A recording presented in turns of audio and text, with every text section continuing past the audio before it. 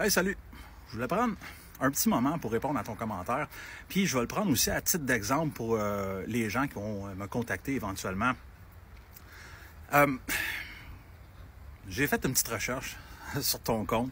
Puis la première chose que je veux te dire, c'est que j'ai vu que tu étais une éducatrice canine. OK? Premièrement, bravo pour ton humilité. Bravo pour poser des questions. Je trouve que c'est honorable, dans le fond, de faire ça. Puis il y a plus de gens qui devraient faire ça. Ceci étant dit, qu'est-ce que tu ferais avec un client qui te dit comment je fais pour que mon chien arrête de japper?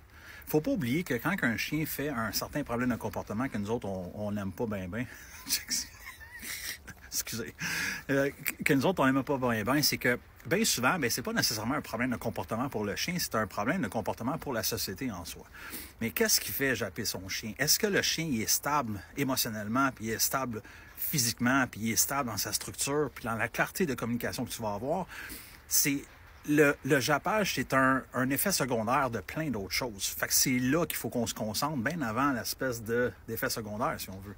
Fait que c'est pourquoi que le chien jappe? Qu'est-ce qu'on a fait comme structure? C'est quoi notre communication? Est-ce qu'il y a un problème dans la communication? Est-ce qu'on est clair?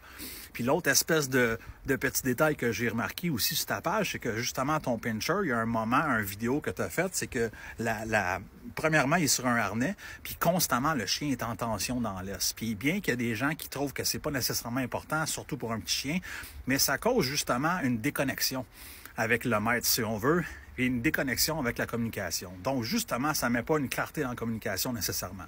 Je donne un exemple, le chien tire, on le suit, mais le fait de le suivre, ça fait en sorte qu'on laisse un lousse dans l'aise qui renforce le fait de tirer. Si on y va comme ça. Fait que c'est vraiment des affaires comme ça à se poser.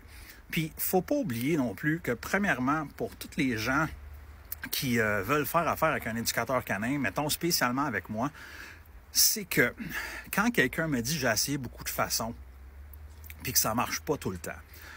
Moi, quand j'évalue quelque chose, j'évalue pas juste le chien. J'évalue qu'est-ce que tu fais. C'est quoi que tu fais quand ton chien jappe. C'est qu'est-ce que vraiment tu as essayé. Est-ce que tu as essayé la bonne chose? Est-ce que tu as essayé la bonne chose assez longtemps? Est-ce que tu as varié sur plusieurs affaires pour atteindre un résultat? Tu sais, des fois qu'on en fait trop, mais il faut en faire moins, mais mieux. Fait que c'est toutes des affaires que, quand même que quelqu'un m'a dit mon chien fait ci, mon chien fait ça, mon chien fait ci, mon chien fait ça. C'est toujours une question de quand ton chien fait ça, toi, c'est quoi ta réaction? Toi, qu'est-ce que tu fais? Encore là, bravo pour ton initiative, ton humilité. Puis, lâche pas. Puis si jamais tu as besoin de mes services, le lien est dans la bio. Fait que on peut partager, on peut liker cette vidéo-là. Je vais faire mon espèce d'influenceur. Mais c'est comme ça, moi, que je fonctionne. C'est comme ça que je réfléchis, si on veut. Fait que je sais que c'est pas grand truc, mais encore là, j'ai pas vu le chien, fait que je peux pas savoir, je te connais pas, je connais pas ton chien, je connais pas la communication entre les deux, puis la symbiose entre les deux, puis je connais pas qu'est-ce que tu as fait avec ton chien, puis comment tu l'as fait non plus.